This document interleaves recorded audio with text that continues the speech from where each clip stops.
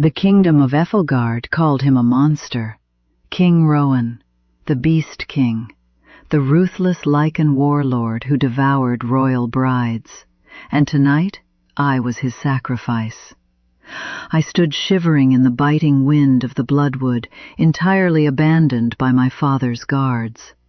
They hadn't dressed me like a bride. They had dressed me in freezing white silk, a cruel joke meant for a corpse. "Send the Beast King our garbage," my stepmother had sneered, tearing my heavy veil away before shoving me into the carriage. "Let him choke on it." I raised a trembling, ice-cold hand to my face, tracing the thick, jagged scar that tore from my left temple down to my collarbone. 10 years ago, I had tried to save a dying creature in the snow. A feral beast had nearly ripped my face from my skull in the chaos.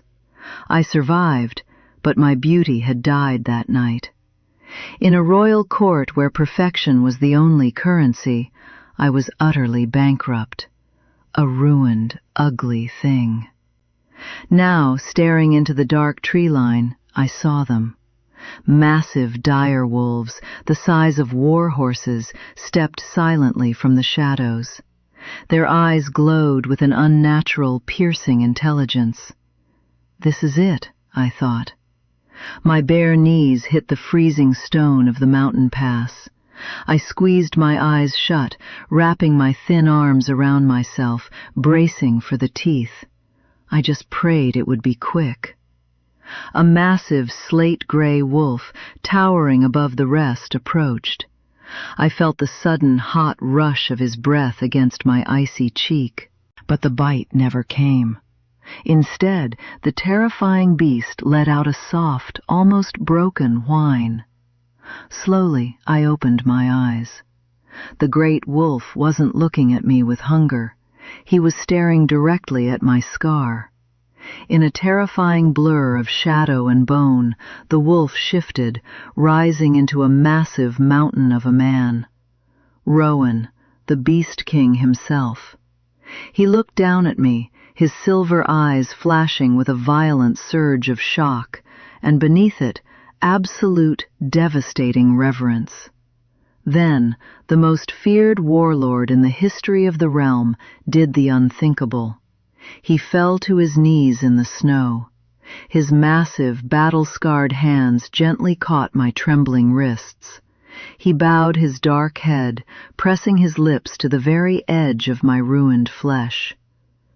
"They lied to you."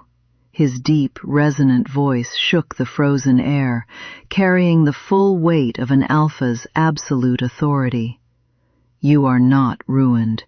You wear the sacred mark of my protection, and I have spent 10 long years tearing this world apart, looking for the girl who bled to save my life."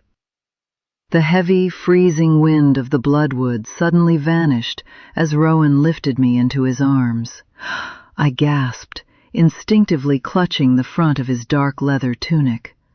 I expected a cage, a cold dungeon, or immediate execution for the insult my family had sent. Instead, he wrapped me tightly in his own massive, heavy black fur cloak. The fabric radiated an intense, comforting heat that instantly chased the blue chill from my skin. "Rest, my queen," Rowan murmured against my hair, his voice a deep, resonant rumble that vibrated against my ribs. Around us, the massive dire wolves that formed our escort lowered their heads in a silent, reverent salute. Not a single sound broke the stillness of the towering obsidian pillars as we crossed the threshold into the Fortress of Variel. The guards lining the vast halls did not bare their teeth or sneer at my ruined appearance. Instead, they struck their armored chests with a closed fist, bowing low as their king carried me past. For 3 days I drifted in and out of a feverish sleep within the king's private chambers. The room was a marvel of ancient stone, dominated by a roaring hearth and a bed draped in thick pelts of dire bear and snow leopard. Whenever I woke, An older Lycan healer named Martha was always there, offering warm, spiced broth and soothing herbal salves for my frostbitten skin. "The king has not slept, my queen," Martha told me gently on the third morning, pressing a warm cup into my trembling hands. "He has paced the outer battlements for 72 hours, waiting for your fever to break. His wolf has been howling for a mate he thought he lost a decade ago." I stared down at the heavy gold rings set with deep moonstones that had been slid onto my fingers while I slept. "I am not a queen," I whispered, the weight of a lifetime of abuse making the title feel foreign on my tongue.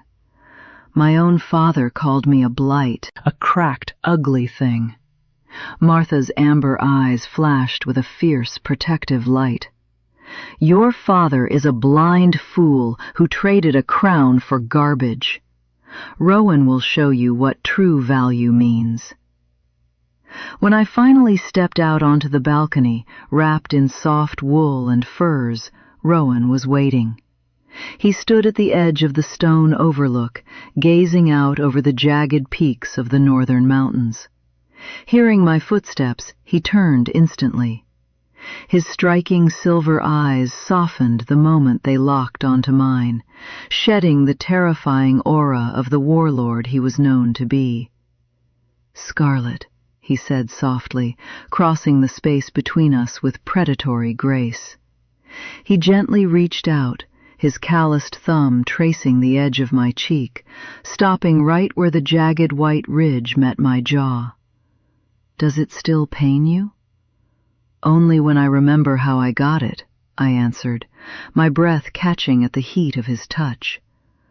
"That night in the snow, you were bleeding out. I was just a child trying to protect a dying animal. I didn't know you were a Lycan prince. And when the feral rogues circled back to rip you apart, I threw myself between you and their jaws," Rowan finished, his voice thick with unyielding emotion. "In the blood and the frost, my claw tore your flesh. By our ancient law, to bleed for another while defending their life is the sacred bond of the fated mate. I searched the continent for 10 long years, Scarlet. I would have torn Ethelgard to brick and ash to find the girl who carried my mark." Before I could answer, a heavy iron horn blew from the courtyard below. A terrified guard burst into the chamber, dropping to one knee. "My king," the guard panted, "a diplomatic envoy from Ethelgard has arrived at the gates. They demand proof that the sacrifice has been consumed, and they bring a message from Lord Cedric Arrington." Rowan's silver eyes instantly ignited with a cold, terrifying fury, his hand dropping from my face as his jaw locked into a deadly line. The air in the chamber dropped 10 degrees in a single second. Rowan's silver eyes darkened into a tempest of lethal fury. He turned toward the chamber doors, his massive hands curling into fists that cracked like breaking stone. "Lord Richard of House Montgomery," Rowan growled, spitting the diplomat's name as if it were a curse. "He is your father's chief advisor, and he dares come to my gates to ask if the beast has finished his meal?" I felt a cold knot tighten in my stomach. Lord Richard had always been one of my chief tormentors. He was the man who regularly joked with my stepmother that I should be locked in a crypt to spare the castle the sight of my ruined face. "They actually sent a man to verify that you were dead, Scarlet," Rowan continued, his voice dropping into a terrifying baritone that made the floorboards vibrate. "I will go down to the courtyard, rip his spine through his throat, and send his head back to your father in a wooden box. And at dawn, my armies march south." For 14 years I had been silent. I had let them define me, break my spirit, and hide me away in the dark. Now the most powerful conqueror in the known world was standing before me, asking for nothing but my blessing to destroy my abusers. It would have been so easy to let him unleash his wrath. But as I looked at the violent devotion burning in Rowan's eyes, a different kind of strength sparked within my chest, a cold, sharp clarity. "No," I said. My voice was quiet, but it did not shake. Rowan froze, looking back at me in pure surprise. I pushed the heavy furs aside and stood up. I was small compared to his towering frame, but I kept my spine perfectly straight. "If you kill him and march your armies to slaughter, you validate every lie they have ever told about you. You will call you a mindless monster who breaks treaties. They will unite the southern kingdoms against you. My father will play the grieving, noble victim who sacrificed his daughter for nothing." I walked over to a polished bronze mirror resting on a heavy oak vanity. I looked at my reflection. The white, jagged scar was still there, stark against my pale skin. But for the first time in my life, I didn't see an ugly deformity. I saw a survivor. I saw the mark of a Lycan king. I turned back to Rowan, lifting my chin. "Do not kill Lord Richard.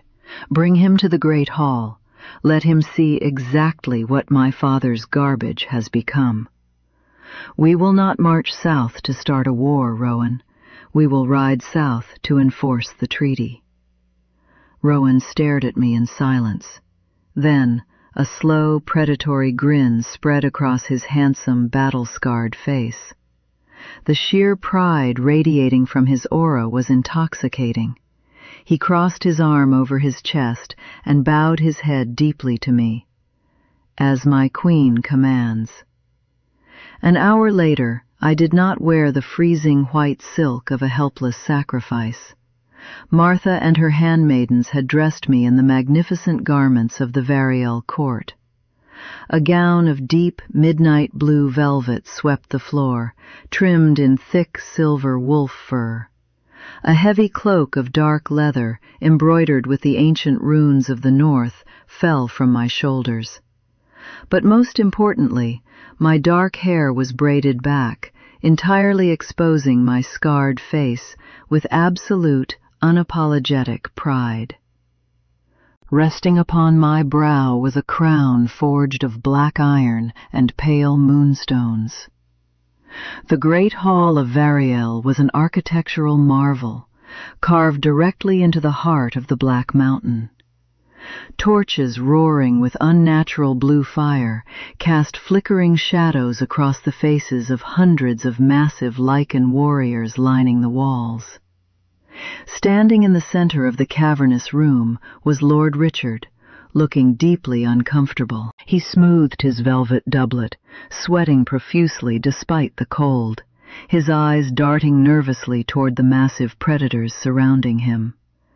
"I demand an audience with King Rowan," Richard announced, trying to sound authoritative, though his voice cracked pathetically. "I am here on behalf of Lord Cedric Arrington to confirm the fulfillment of the Blood Pact." The massive obsidian doors at the head of the hall groaned open. Rowan strode out, his sheer presence suffocating the room. He wore dark steel armor and a magnificent fur cloak, looking every bit the warlord history claimed him to be. But to the absolute shock of the Ethelgard guards, he did not take the massive throne forged from iron and bear skulls. Instead, he stood beside it. He extended his armored hand toward the shadows of the corridor. I stepped out into the blue torchlight. Lord Richard's face instantly drained of all color. His jaw dropped so far he looked comey. The human guards gasped, taking involuntary steps back, their hands trembling on the hilts of their useless swords. Lady Scarlet?"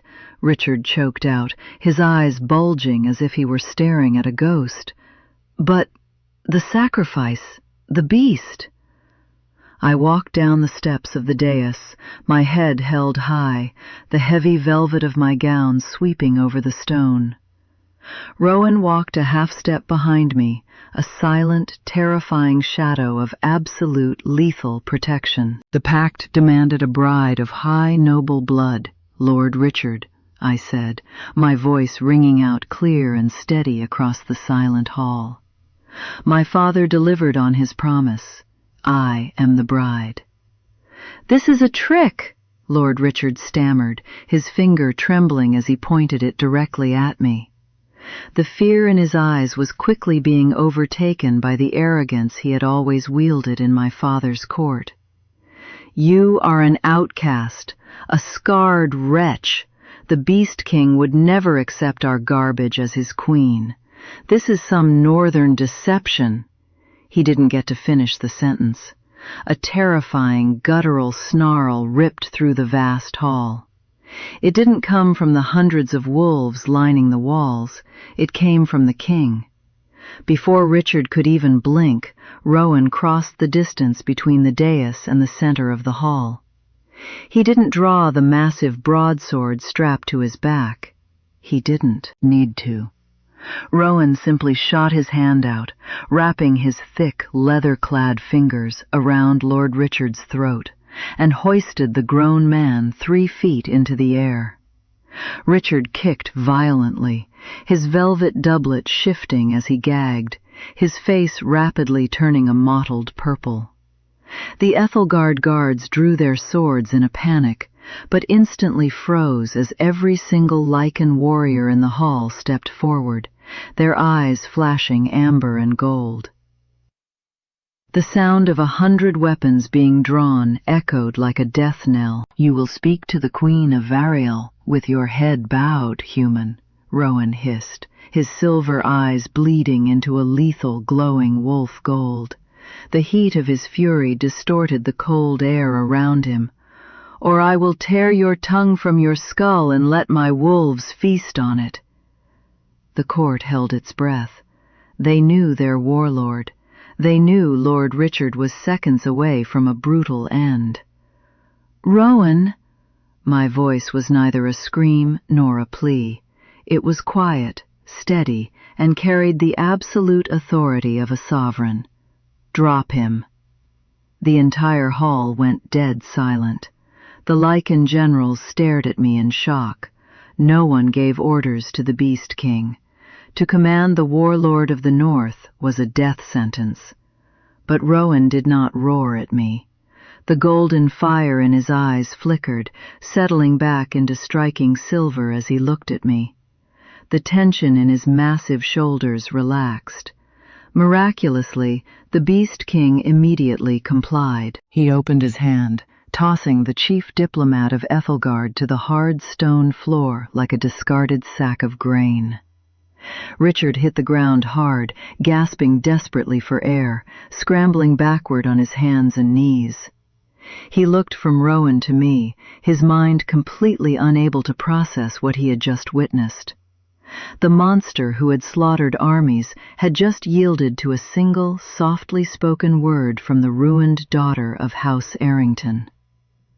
I walked toward Richard, the heavy silver fur of my cloak dragging across the stone. I stopped just inches from where he cowered. "Deliver a message to King Aldous and my father," I commanded, looking down at the pathetic, gasping man. "Tell them the treaty is accepted, the peace is sealed, the blood pact is fulfilled." Richard nodded frantically, his hands clutching his bruised throat. "And tell Lord Cedric Arrington," I added, my voice dropping to a cold whisper that echoed perfectly in the silent hall, "that the Beast King and his queen will be visiting Iron Oak Keep at the end of the month. I intend to personally collect my dowry." 2 weeks later, the northern winds carried a terrifying procession down the mountain passes and toward the lush green valleys of Ethelgard. I did not ride in a freezing wooden carriage. I rode at the front of the vanguard on a pure white mare, draped in a riding habit of rich crimson and black fur. Beside me, mounted on a massive black destrier, rode my mate. Rowan wore his full battle armor, a crown of dark steel resting upon his head. Behind us marched 500 of Variel's most lethal Lycan elites, their banners snapping violently in the wind. We were not an invading army, but we looked exactly like one. As we approached the towering stone walls of Iron Oak Keep, the very walls where I had spent my entire life hiding in the shadows, scrubbing hearths, and keeping my veil drawn, my heart began to hammer against my ribs. Rowan sensed my sudden anxiety. He didn't say a word. He simply reached out across the space between our horses and firmly wrapped his large, warm hand around mine. The physical contact sent a rush of calming heat up my arm. He pressed his thumb against my knuckles, a silent promise. "You are not that broken girl anymore, and I am right here." A loud horn blew from the watchtowers. The massive oak and iron gates of the keep began to groan open. Through the opening gates I could see them. The courtyard was packed with terrified castle staff, local nobility, and the royal guards. Standing at the very front of the reception line, shivering in their expensive minks, were the people who had sent me to die. Lord Cedric, my father, Lady Beatrice, my stepmother, and Rosalind, the flawless sister whose life I had been sacrificed to save. They had received Lord Richard's frantic raven weeks ago, but looking at their pale, terrified faces, it was obvious they hadn't believed a single word of it. They assumed it was a Lycan trick. They assumed the Beast King was coming to slaughter them all. When we rode through the gates, the courtyard fell into a suffocating, absolute silence. The broken, scarred girl they had abused, mocked, and discarded to the winter wolves had returned. And she was sitting at the top of the world. The courtyard of Iron Oak Keep was dead silent. For the first time in his arrogant life, Lord Cedric Arrington, the powerful Duke of the Northern Marches, dropped to his knees in the mud. He did not do it out of respect. He did it out of sheer, unadulterated terror. The hundreds of massive Lycan warriors filing into the courtyard were heavily armed and lethal, their glowing eyes fixed entirely on the human nobility. Lady Beatrice and my golden-haired sister Rosalind quickly followed Cedric to the ground, shaking violently in their expensive minks. I did not dismount my white mare. I sat high above them, looking down at the father who had discarded me, the stepmother who had tortured me, and the sister who had mocked my scars. For years I had dreamed of this moment. I had imagined screaming at them, demanding to know why I wasn't good enough to be loved. But looking at them now, kneeling in the dirt, I felt no anger. I felt no desire to scream. I only felt a cold, distant pity. Your Majesties," Cedric stammered, keeping his eyes glued to the mud near my horse's hooves. We welcome you to Iron Oak Keep. We are honored by the presence of the Lycan King and his... He couldn't even bring himself to say the word. "Stand up, Lord Cedric," I said, my voice cutting through the crisp autumn air like a blade of ice. Cedric slowly rose, his knees trembling. He finally forced himself to look at me. He looked at the heavy velvet of my riding habit, the iron and moonstone crown resting on my dark hair, and finally the stark white scar on my face. The scar he had hidden away in the drafty eastern towers for a decade. "Scarlet, please," Cedric begged, his voice cracking as he tried to put on the mask of a loving father. I had no choice. The king demanded a bride. I did it to save our realm. I am your father. I only wanted what was—" "You are nothing to me," I interrupted, my tone so utterly flat and devoid of emotion that Cedric flinched as if I had struck him. "You sent me to the mountains in a silk dress to freeze to death before the wolves could even eat me. You thought you were throwing out your trash. Instead, you handed me a kingdom." Beatrice let out a sudden, bitter scoff. Even in the face of death, her vanity and cruelty could not be silenced. She looked at my crown with sickening envy. "This is absurd. You are a scarred little freak. You enchanted him. The Beast King is under some dark spell if he thinks a deformed wretch like you belongs on a throne." Faster than the human eye could follow, a massive gray dire wolf, one of Rowan's chief generals, materialized from the ranks. With a terrifying snarl, the beast pinned Beatrice to the muddy ground, its massive jaws snapping shut mere inches from her throat. Beatrice froze, letting out a piercing shriek of sheer terror, her hands flying up to protect her face. Rosalind wailed, crawling backward into the dirt, ruining her silk skirts. Rowan leaned forward in his saddle. The leather of his armor creaked in the silence.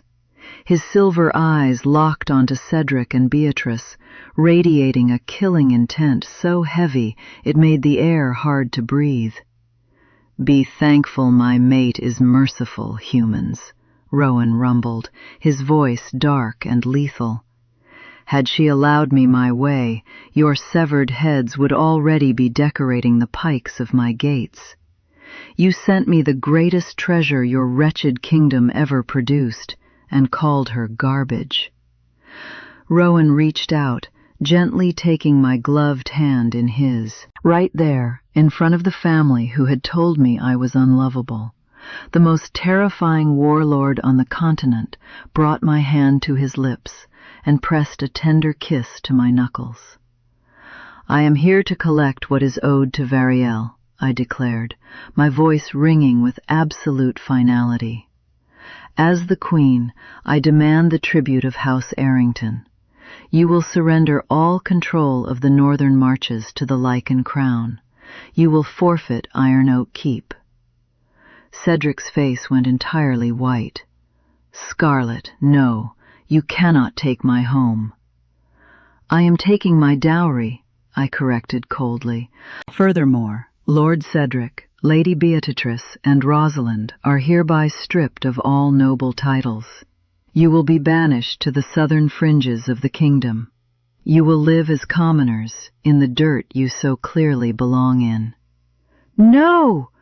Beatrice sobbed from beneath the wolf's paws. "I am a duchess. I will not live with peasants." Rowan sat back in his saddle, looking down at them with absolute disgust. "You have exactly 1 hour to pack whatever you can carry on your own 2 backs. If you are still within these walls when the hourglass empties, my wolves will hunt you for sport." The heavy iron gates of Iron Oak Keep closed behind us, shutting out the pathetic wails of my banished family. The castle staff and remaining guards stood frozen against the courtyard walls, their heads bowed low in absolute submission as the Lycan warriors secured the perimeter.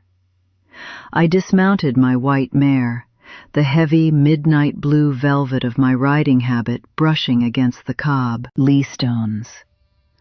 I didn't look back at the gates. Instead, I looked up at the towering stone structure of the keep, my eyes immediately drifting toward the eastern towers. Rowan stepped up beside me. He didn't ask where I was going. He simply placed a warm, heavy hand on the small of my back, a silent anchor guiding me forward.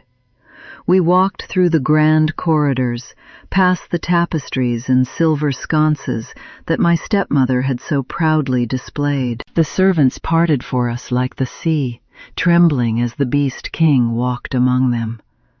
But I didn't stop in the luxurious living quarters. I led Rowan up the narrow, winding stone staircase that spiraled into the highest, draftiest part of the castle. When I pushed open the heavy wooden door to my old room, the air inside was stale and freezing. It was exactly as I had left it, a tiny, miserable chamber. A thin straw mattress rested in the corner. There was no hearth, no thick furs to ward off the northern chill. A small, cracked wooden stool sat beside a wash basin, the water inside completely frozen over. I stepped into the room, the grandeur of my royal Lycan garments looking absurdly out of place in the squalor of my former prison. For a decade these walls had been my entire world. The shadows here had been my only friends. Rowan had to duck his head to enter the small chamber. As his lever eyes swept over the miserable conditions I had been forced to live in, the temperature in the room seemed to drop. I could hear the primal, terrifying rumble of his wolf vibrating in his chest, completely outraged by the suffering his mate had endured. I walked over to a small wooden chest at the foot of the cot. Resting on top of it was a piece of heavy, dark gray fabric.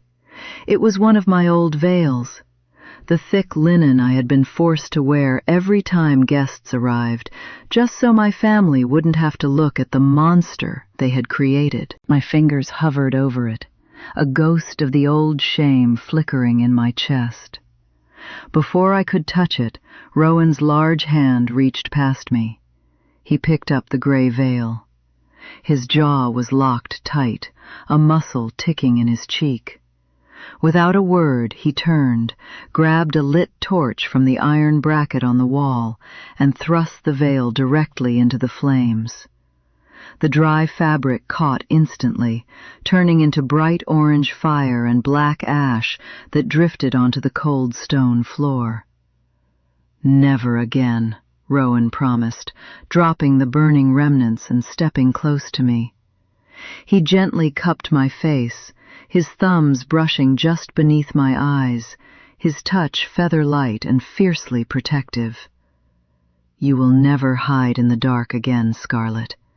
Your face is a testament to your courage. It is the very reason I breathe. Anyone who demands you cover it will answer to my blade." The last lingering shadow of the broken girl in the eastern tower finally vanished, burned away by the heat of his words. I leaned into his touch, my heart swelling with an emotion so powerful it threatened to break my ribs. I reached up, resting my hands over his heavily armored chest. "I know," I whispered, smiling up at the fearsome warlord who had given me back my dignity. "Let them look." Rowan's eyes darkened with raw adoration. He leaned down, pressing a deep, slow kiss to my lips, sealing the promise in the cold silence of the tower. When we descended the spiraling staircase and finally walked into the great hall of Iron Oak Keep, the room was filled with Variel's elite warriors. At the head of the hall sat the massive, intricately carved wooden chair of the Duke, my father's seat of power. I did not hesitate. I walked straight up the dais. With Rowan standing tall and lethal at my right hand, I turned and sat down on the Duke's throne. As I rested my hands on the carved armrests, my iron and moonstone crown catching the light of the roaring hearth, the Lycan warriors in the hall drew their swords and struck their shields in unison. The deafening sound of their battle cry shook the very foundations of the keep, a public, undeniable recognition of their true Luna. The deafening roar of the Lycan warriors echoing through the great hall of Iron Oak Keep was a sound I would never forget. It vibrated deep within the ancient stone walls, shaking the dust from the high rafters.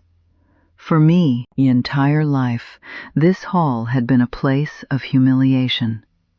I had scrubbed these very floors on my hands and knees while my sister danced and my stepmother drank from silver goblets.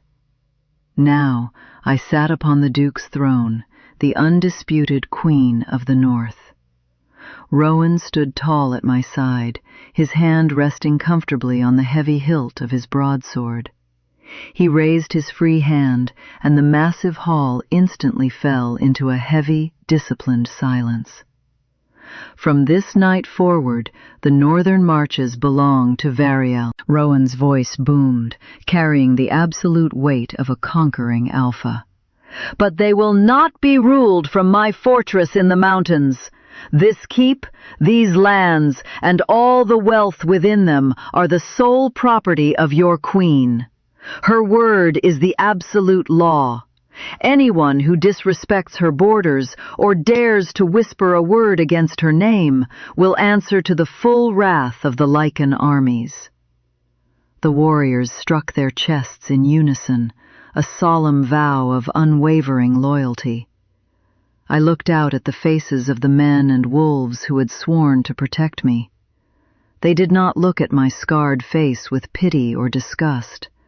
They looked at me with the deep, primal reverence reserved only for a true Luna, a woman who had faced death, survived the cold, and claimed her rightful place without ever begging for mercy. Later that evening, after the great feast had been prepared and the fires roared in the grand hearths, Rowan and I stood alone on the highest balcony of the quay. Episode. The night sky was incredibly clear, the silver moonlight washing over the dense forests and the winding roads that led south.